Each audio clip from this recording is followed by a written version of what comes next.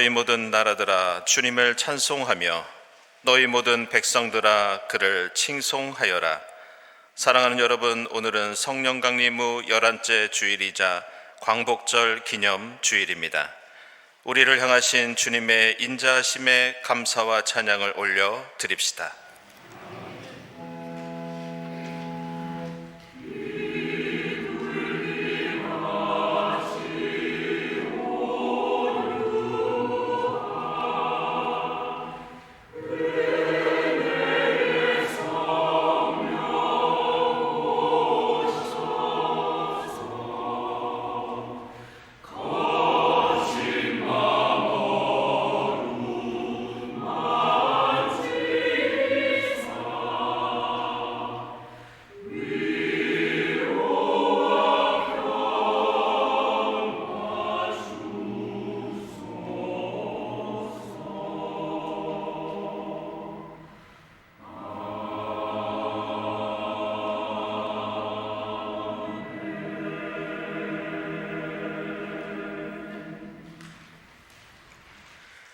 너희는 주님께 감사하면서 그의 이름을 불러라. 그가 하신 일을 만민에게 알려라.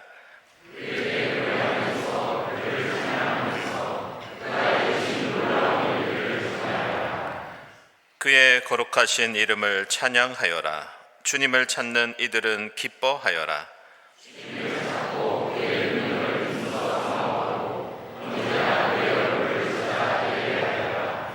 주님께서 이루신 놀라운 일을 기억하여라.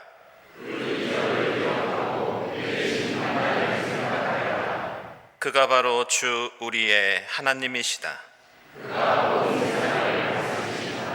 아멘.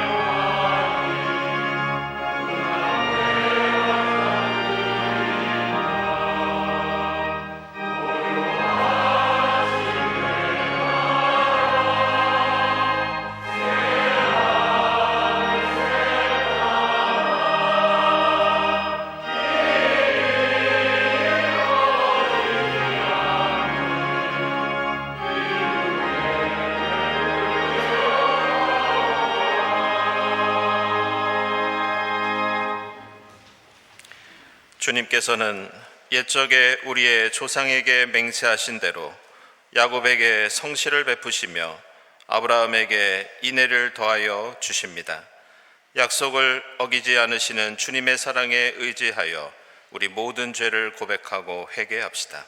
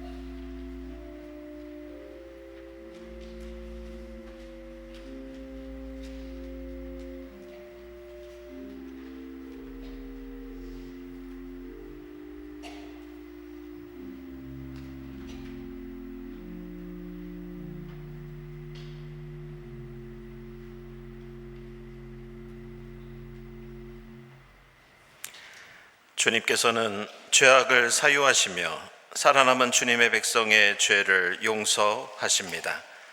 진노하시되 그 노여움을 언제까지나 품고 계시지는 않고 기꺼이 한결같은 사랑을 베푸십니다. 이 말씀에 의지하여 우리 모든 죄가 용서받았음을 선언합니다.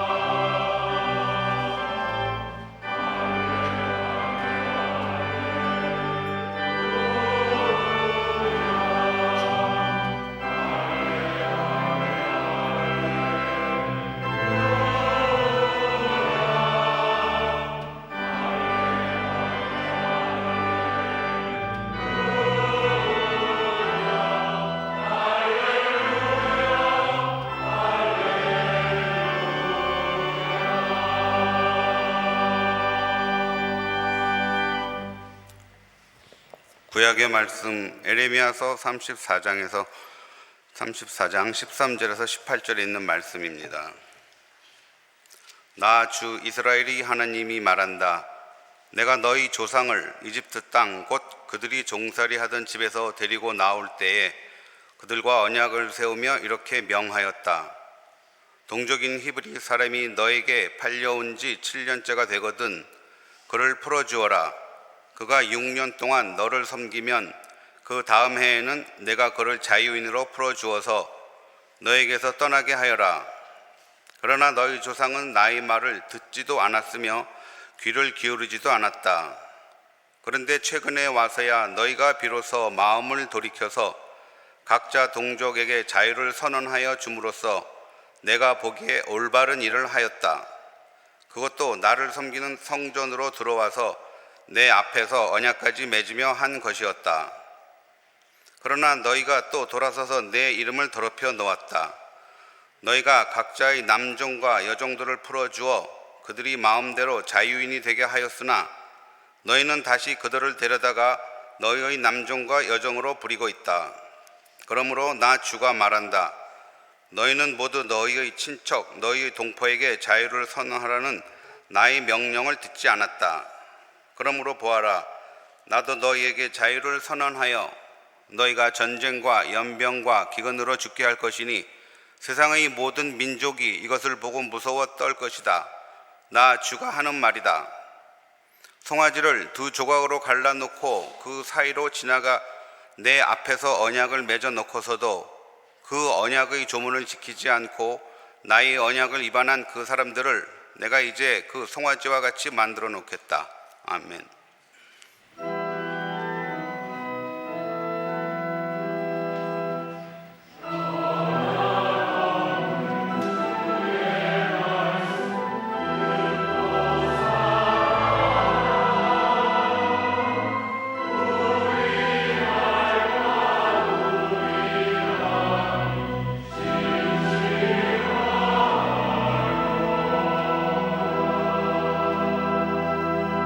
서신의 말씀은 갈라디아서 5장 1절, 13절에서 15절까지입니다. 그리스도께서 우리를 해방시켜 주셔서 자유를 누리게 하셨습니다. 그러므로 굳게 서서 다시는 종살이의 멍에를 매지 마십시오. 형제 자매 여러분, 하나님께서는 여러분을 부르셔서 자유를 누리게 하셨습니다. 그러나 여러분은 그 자유를 육체의 욕망을 만족시키는 구실로 삼지 말고 사랑으로 서로 섬기십시오. 모든 율법은 내 이웃을 내 몸과 같이 사랑하여라 하신 한마디 말씀 속에 다 들어 있습니다. 그런데 여러분이 서로 물어뜯고 잡아먹고 하면 피차 멸망하고 말 터이니 조심하십시오. 아멘.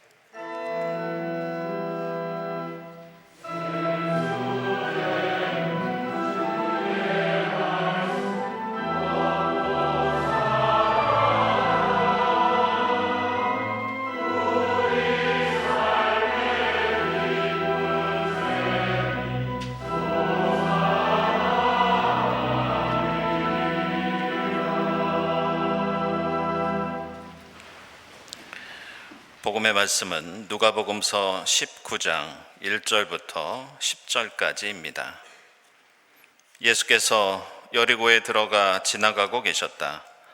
삭개오라고 하는 사람이 거기에 있었다. 그는 세관장이고 부자였다. 삭개오는 예수가 어떤 사람인지를 보려고 애썼으나 무리에게 가려서 예수를 볼 수 없었다. 그가 키가 작기 때문이었다. 그래서 그는 예수를 보려고 앞서 달려가서 뽕나무에 올라갔다. 예수께서 거기를 지나가실 것이기 때문이었다. 예수께서 그곳에 이르러서 쳐다보시고 그에게 말씀하셨다. 삭개오야, 어서 내려오너라. 오늘은 내가 네 집에서 묵어야 하겠다.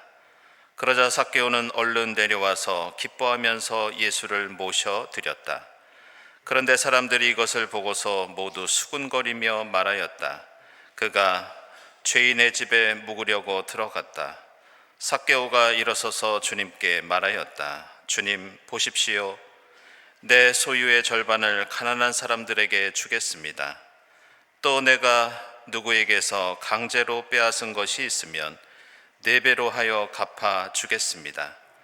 예수께서 그에게 말씀하셨다. 오늘 구원이 이 집에 이르렀다. 이 사람도 아브라함의 자손이다. 인자는 잃은 것을 찾아 구원하러 왔다. 아멘.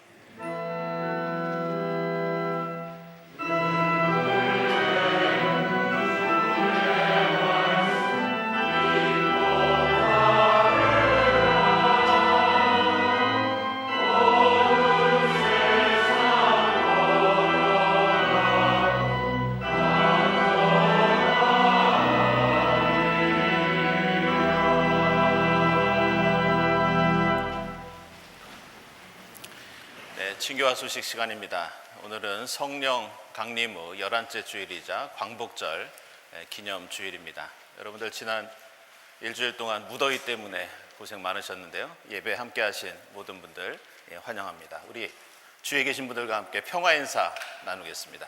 주님의 평화를 빕니다.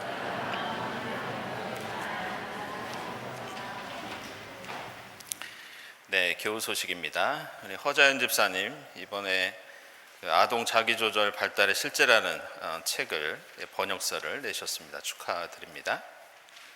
모임 원래 광고 참고해 주시고요.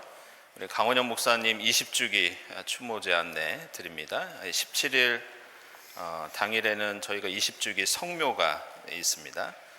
교회에서 9시 30분에 출발하는데요. 여러분들 함께 하실 분들은 여예와 함께 신청해 주시기 바랍니다. 그리고 오늘부터 30일까지 우리 교회 갤러리에서 추모 전시가 진행됩니다. 우리 많은 분들이 수고해 주셨는데 특별히 감사드리고요. 그리고 오늘 2부 예배 후에는 이 전시회 오픈 행사가 있겠습니다. 그리고 갤러리 카페는 이 전시회가 진행되는 동안에는 이 테이크아웃만 가능하겠습니다. 참고해 주시기 바랍니다. 그리고 22일에는 추모 행사 여해와 함께하는 내일을 위한 노래가 있고 또 그때 어록대화 마당 전시회 계속되겠습니다. 여러분들 많은 관심과 참여 부탁드립니다. 네, 지금 성가대 수련회 2부 성가대 진행 중에 있습니다. 오늘까지 이천에서 진행되고요. 오늘 1, 2부 예배 모두 헌신해 주시는 우리 1부 성가대 감사드립니다. 그리고 에큐메니칼 평화기행 16일부터 17일까지 철원 국경선 평화학교에서 진행되겠습니다. 그리고 중고등부 교사 수련회 22일, 23일 경기도 양주에서 있고요. 그리고 한울타리 기도 모임 특강이 있겠습니다. 23일에 펫 로스와 죽음 그리고 애도. 요즘 이 펫로스 증후군이 있을 정도로 이 반려동물 잃고 또 슬퍼하고 힘들어하시는 분들이 많이 계십니다. 그분들을 위해서 저희들 특강을 마련했습니다. 우리 김진 목사님 혹은 사무실로 신청해 주시기 바랍니다. 교회학교 예배 장소 오늘부터 변경되었고요. 그리고 10번 광고 오른쪽에 보시기 바랍니다. 교회사 강좌 오늘 초대교회사 마지막 시간입니다. 오후 1시 30분부터 진행되겠습니다. 다음 주일 예배위원 감사드리고 감사헌금, 선한 이웃헌금, 특별 목적헌금 하나님께 드립니다. 오늘은 광복절 기념주일을 맞이해서 한국기독교 장로회 서울노회와 일본 기독교단 동경 북지구회가 함께 공동기도를 드리도록 하겠습니다.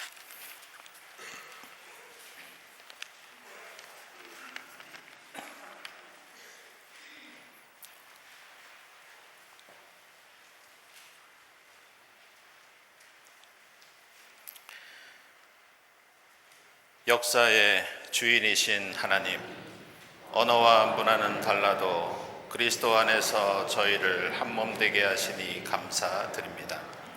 오랜 세월 한일 양국교회가 동아시아의 평화와 화해를 위해 함께 기도하게 하신 은혜에 감사드립니다. 저희가 역사의 아픔을 잊지 않게 하시되 미움과 상처에 머물지 않게 하시고 주님의 사랑 안에서 진실한 화해의 길을 걸어가게 하옵소서. 평화의 하나님, 전쟁과 분쟁과 폭력으로 고통받는 이 땅의 모든 이들을 긍휼히 여겨 주옵소서. 한반도와 오키나와 대만 해협을 비롯한 동아시아의 땅과 바다 위에 드리운 전쟁의 어둠이 걷히게 하시고 두려움이 있는 곳에는 위로를, 갈등이 있는 곳에는 화해의 빛을 비추어 주옵소서. 주님께서 주시는 참된 평화가 이 땅 가운데 온전히 임하게 하옵소서. 생명의 근원이신 하나님, 기후위기와 환경 파괴로 신음하는 피조 세계를 불쌍히 여겨 주옵소서. 후쿠시마 원전 처리수 방류를 비롯하여 바다와 생명을 위협하는 여러 현실 앞에서 저희가 무관심과 침묵에 머물지 않게 하시고 생명의 존엄과 창조 세계의 소중함을 깊이 깨닫게 하옵소서. 책임 있는 믿음의 삶을 통하여 다음 세대에게 아름다운 창조 세계를 온전히 물려주게 하옵소서.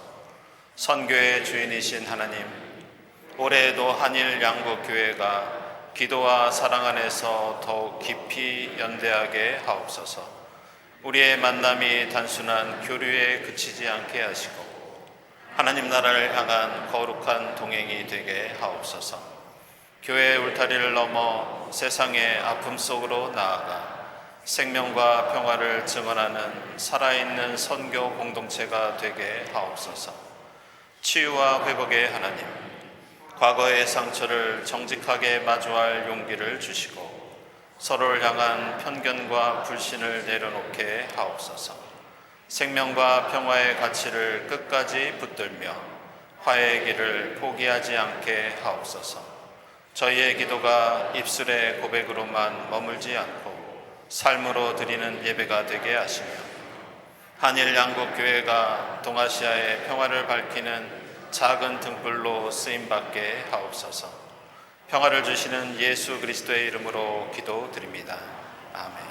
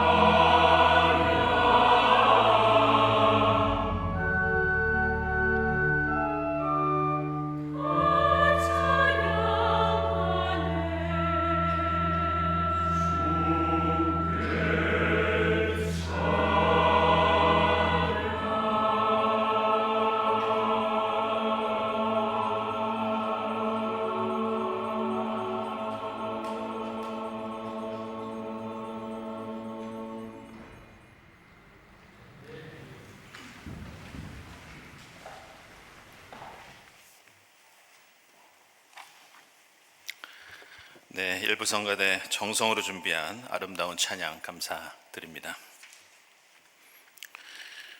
광복 81주년을 맞고 있는 지금 이 한국과 일본의 관계를 보면 우리는 이전과는 확실히 다른 세상을 살고 있구나, 이런 느낌을 갖게 됩니다. 지난해 일본을 방문한 한국인이 1,000만 명이나 되었고, 한국을 찾은 일본 사람이 400만 명이 넘을 정도로 한 해 동안 한일 양국의 인적 교류가 1,500만 명에 이른다고 합니다. 우리나라를 찾는 일본인이 우리보다 적은 것 아니냐, 이렇게 생각할 수 있지만 여기에는 이유가 있다고 합니다. 그것은 해외여행을 갈 수 있는 여권을 가지고 있는 인구 비율이 일본은 17% 조금 넘고 우리나라는 60%에 이른다는 통계를 보았습니다. 그만큼 우리나라 사람들이 이제는 소득과 생활 수준이 과거보다 훨씬 발전했다는 것을 보여줍니다. 이 며칠 전에는 한국과 일본이 현재 서로에 대해서 느끼는 국가 호감도가 역사상 가장 높다는 그런 결과도 보았습니다. 그리고 몇 달 전에는 우리나라의 K-팝 가수 BTS가 일본에서 공연을 할 때 수만 명의 일본 팬들이 아리랑을 함께 부르는 장면도 보았습니다. 게다가 주목할 것은 최근에 한국 남성과 일본 여성이 연애하고 결혼하는 비중이 급증하고 있다고 합니다.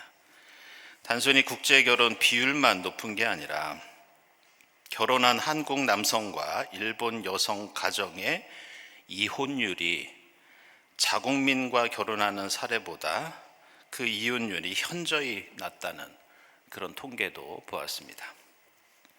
물론 우리에게는 풀어야 할 역사적인 문제가 여전히 남아있고, 일본도 우경화되면서 이제는 전쟁이 가능한 국가가 되어가고 있습니다. 그러나 한일 양국의 민간 교류가 이렇게 활발히 이루어지면서 이제는 과거 식민지 시대의 억압과 착취, 그리고 계속되는 역사적인 갈등이 젊은 세대를 중심으로 새로운 국면을 맞고 있다는 그런 느낌을 지울 수 없습니다. 따라서 이제는 광복 81주년을 맞이하면서 우리가 경험했던 과거의 해방과 자유가 오늘 우리에게 어떤 새로운 의미가 있는지 우리는 생각해 봐야 합니다. 그리고 오늘 우리가 함께 읽은 말씀은 바로 우리가 노력해야 할 이 시대의 새로운 광복, 우리 현실의 해방이 무엇인지 고민하게 하는 그런 교훈을 담고 있습니다. 구약 성경을 읽어보면 항상 되풀이되면서 강조하고 있는 이스라엘의 신앙 고백, 역사 고백이 있습니다. 그것은 바로 하나님께서 노예 생활을 하던 우리를 이집트에서 구원해 주셨다. 바로 출애굽 해방과 구원을 잊지 말라는 가르침입니다. 이것은 단순히 기억만 하는 것이 아니라 1년에 한 번씩 이스라엘 백성들은 유월절을 지키면서 말씀과 기도와 식사와 여러 규례들을 통해서 오감으로 느끼고 체험해야 하는 하나님을 믿는 신앙의 핵심이었습니다. 그리고 자녀들에게도 항상 출애굽 해방과 자유를 가르쳐주면서 그 기억을, 그 해방을 후대에 전수해 주어야 하는 책임이 있었습니다. 그런데 여기에는 기억하고 기념하는 것뿐만이 아니라 반드시 실천이 따라야 했는데, 그것은 너희가 받은 구원, 그 해방을 너희가 사는 그 시대에 또다시 억압받는 그 이웃들에게 베풀어야 한다는 하나님의 명령이었습니다. 이것은 단순히 윤리적인 덕목에만 머무는 것이 아니라 이것을 실천하느냐 실천하지 않느냐에 따라서 이스라엘의 생존 여부가 결정되는 일종의 이스라엘의 정체성과 존재의 이유였습니다. 오늘 예레미야서 34장은 바로 그런 내용을 담고 있습니다. 이때는 이스라엘이 바벨론에 의해서 예루살렘이 포위되고 함락되기 직전에 어떻게 보면 역사적인 큰 위기 상황이었습니다. 그런데 예레미야서 34장 8절 이하를 보면 이때 시드기야 왕은 갑자기 이스라엘 사회의 노예들을 해방시켜 줍니다. 이전까지는 하나님 말씀에 순종하지 않고 이스라엘 가운데 억압받는 사람들을 외면해왔던 악한 왕이 예루살렘이 포위되고 나라가 풍전등화의 위기에 처하자 노예들을 갑자기 해방시켜 준 겁니다. 그런데 얼마 있다가 바벨론 적들의 위험이 줄어들자 이번에는 34장 11절을 보면 권력 있는 자들의 마음이 바뀌면서 풀어주었던 사람들을 다시 잡아다가 노예로 삼습니다. 따라서 자신들이 절박할 때는 말씀대로 해방을 선포했다가 상황이 달라지자 다시 풀어준 그들을 붙잡아와서 억압하고 지배했던 것이 오늘 이 예레미야서 말씀의 역사적인 배경입니다. 그래서 오늘 예레미야 예언자는 이스라엘의 그러한 기회주의적이고 이중적인 태도를 질타하면서 무시무시한 심판을 선포합니다. 그리고 예레미야의 이러한 경고는 얼마 지나지 않아서 현실이 되는데 예루살렘과 나라 전체가 결국 무너지고 수많은 백성이 포로가 되며 그 시드기야 왕은 눈이 뽑힌 채 사슬에 묶여서 바벨론으로 끌려갑니다. 따라서 오늘 예레미야서 말씀은 간단하고 명료한 교훈을 우리에게 가르쳐 줍니다. 그것은 하나님의 백성은 출애굽 사건처럼 하나님께 구원과 해방을 얻은 사람들이다. 만약 우리가 그 구원의 은혜를 갚지 않고 그 해방을 우리 이웃에게도 베풀지 않는다면 하나님의 백성은 이 땅에 존재할 이유가 없다. 이렇게 하나님의 백성이 받은 구원의 은총 그리고 무거운 책임과 사명에 관한 말씀이 오늘 예레미야서에 담겨 있습니다.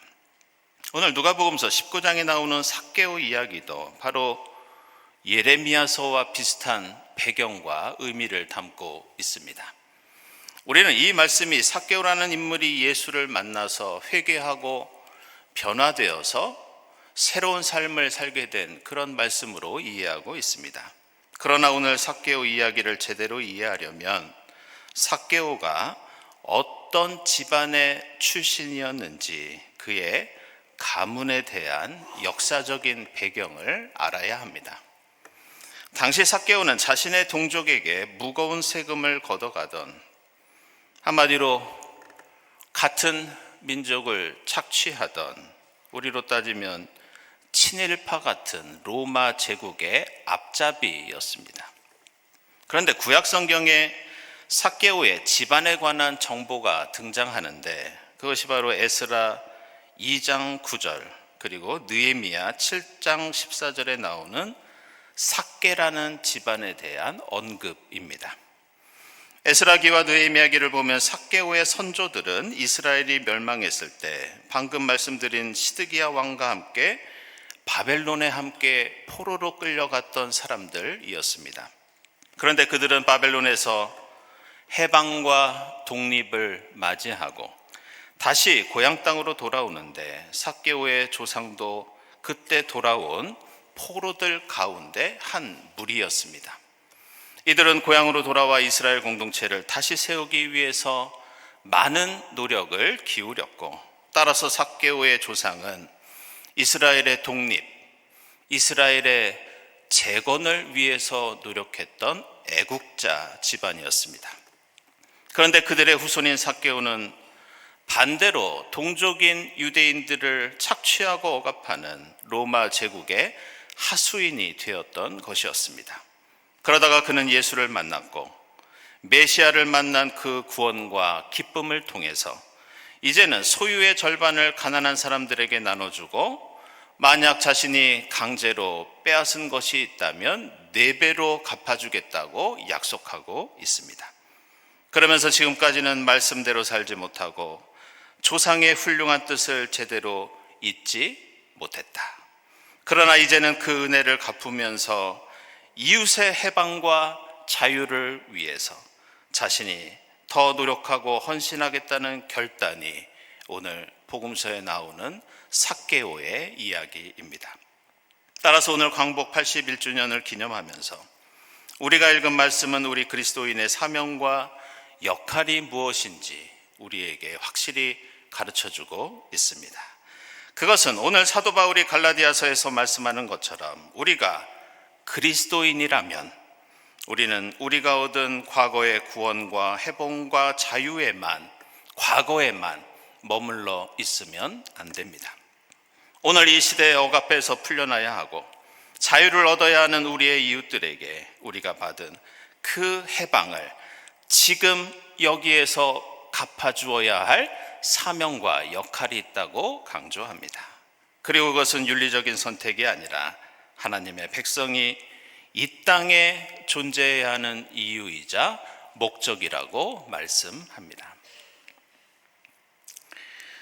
제가 더블린에 있는 동안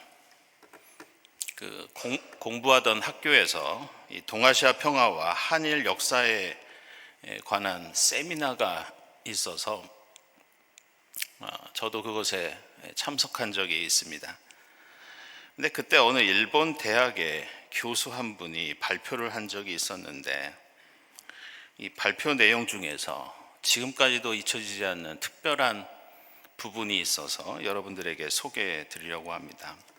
당시 우리나라 시민단체에서는 여러분 잘 아시는 것처럼 그 위안부 피해자를 기리는 평화의 소녀상을 국내외에 설치하고 있었습니다. 지금도 이 소녀상이 국내에만 170여 곳에 있고 미국과 유럽을 비롯해서 해외에도 이것이 세워져 있는 것으로 알고 있습니다. 근데 당시 일본에서는 이 소녀상에 대해서 우리 정부에 항의하면서 결국 이 베를린에 있는 소녀상은 일본 정부의 로비에 의해서 작년에 철거된 것으로 알고 있습니다. 그런데 그 세미나에서 일본 교수가 이 평화의 소녀상과 관련하여 이런 주장을 한 적이 있습니다. 한국도 베트남 전쟁에 참전하면서 한국 군인들이 베트남 여성들을 성폭행하고 여러 잔혹 행위를 저지르지 않았느냐. 베트남 현지의 피해자 인터뷰 기록과 정부 조사 내용이 있고 미군의 보고서도 있는데 한국은 위안부 소녀상뿐만이 아니라 그렇다면 이것을 위로하고 기념하는 소녀상도 만들어야 되지 않겠느냐, 이런 주장이었습니다. 물론 그 일본 교수의 주장은 학문적인 가치도 없고 듣는 저도 얼마나 놀라고 화가 나고 분노했는지 모릅니다. 이것은 피해자 중심주의에도 맞지도 않고 일종의 도덕적 허무주의이면서 국가와 개인을 동일시하는 문제도 있습니다. 나도 잘못했지만 너도 잘못했다. 피장파장 아니냐. 이런 주장은 학문의 세계에서 라틴어로 투쿼크라고 해서 대표적인 논리의 모순과 오류입니다. 하지만 저는 그 말을 들으면서 분노로 가득 찬 제 마음 한켠에 한국군 병사와 베트남 여성 사이에 태어난 수많은 라이따이안이 떠오르면서 부끄러움을 느꼈고 혼자 이런 생각을 했습니다. 정치나 외교가 아니라 그리스도인의 신앙의 양심이라면 우리도 잘못한 것이 있으면 사과하고 보상하고 이런 일이 되풀이되지 않으려면 반성하면서 소녀상을 세울 수도 있겠구나, 이런 생각도 하게 되었습니다. 우리가 해방과 자유와 인권을 주장하고 누리고 싶다면 우리가 먼저 누군가를 억압하지 않고 우리가 하나님께 얻은 이 해방과 자유를 이 세상 속에서 이웃에게 베풀고 펼치는데 최선을 다하는 것이 정치의 영역이 아니라 그리스도인의 역할이 아니겠는가. 우리는 흔히 우리 사회의 발전에 대해서 말할 때마다 과거에 원조받던 나라가 이제는 누군가를 도와주는 나라가 되었다고 자랑합니다. 한국교회를 언급할 때도 그동안 선교와 도움의 대상이었던 교회가 이제는 전 세계에서 두 번째로 많은 선교사를 파송하는 나라가 되었다고 감사해 합니다. 그렇다면 우리는 우리가 경험했던 해방과 구원도 같은 방식으로 생각하고 실천해야 하는 것은 당연한 일입니다.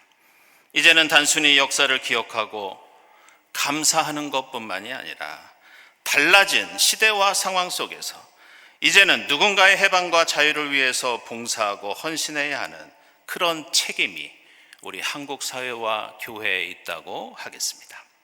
사랑하는 여러분, 우리 주변에는 지금도 구원과 해방을 갈망하는 외국인 노동자, 난민, 탈북민, 그리고 가난하고 연약한 우리의 이웃이 있습니다.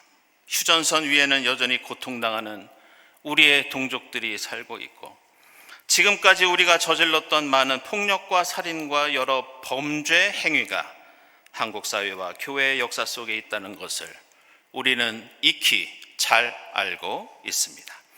광복 81주년을 맞이하면서 정치, 외교, 군사적인 해방만이 아니라 하나님께서 말씀하시고 부탁하시는 하나님의 백성의 책임과 사명에 대해서 다시 한번 생각해 볼 수 있기를 바랍니다. 우리가 받은 해방과 자유를 우리가 삭개오처럼 성실히 결단하고 갚아 나갈 때 오늘 진정한 구원이 이 집과 가문에 이르렀다, 이 민족과 국가에 이르렀다는 주님의 그 축복과 선언이 우리 사회와 교회 가운데에도 임하게 될 줄로 믿습니다. 기도하겠습니다.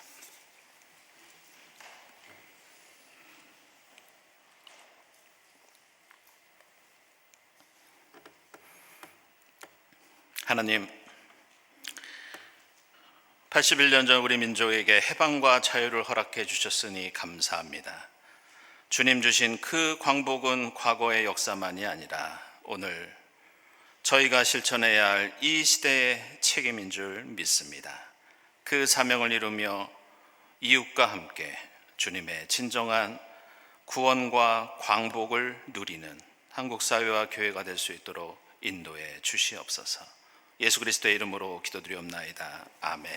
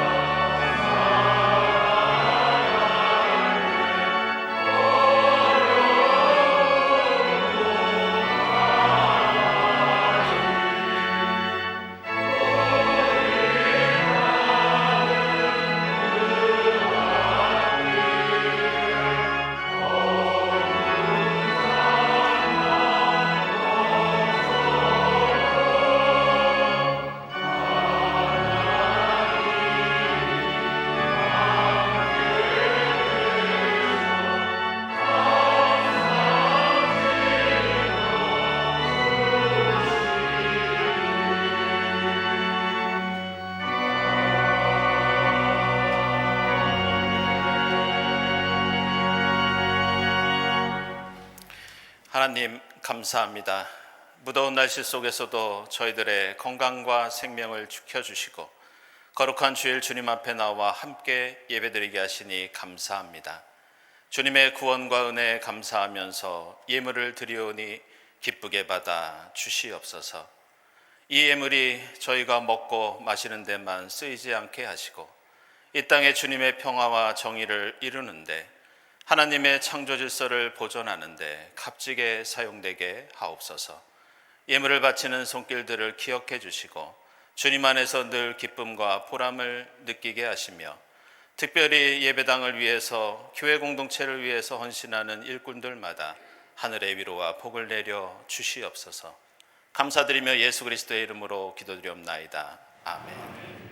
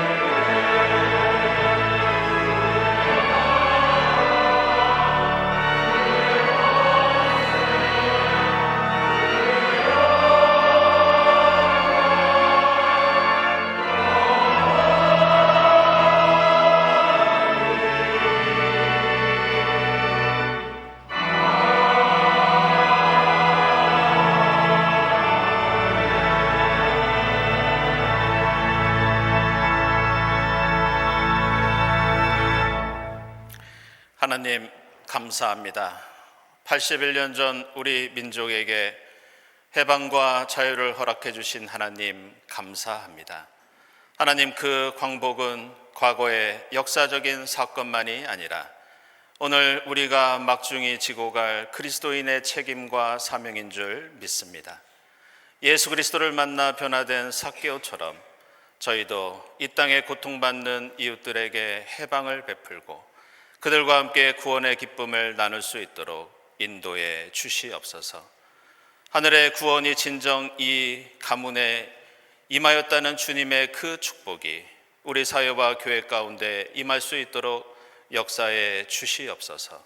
이 모든 감사와 간구 위에 성부와 성자와 성령 삼위일체 되신 하나님의 은총이 지금부터 영원까지 함께하옵시기를 간절히 축원하옵나이다. 아멘.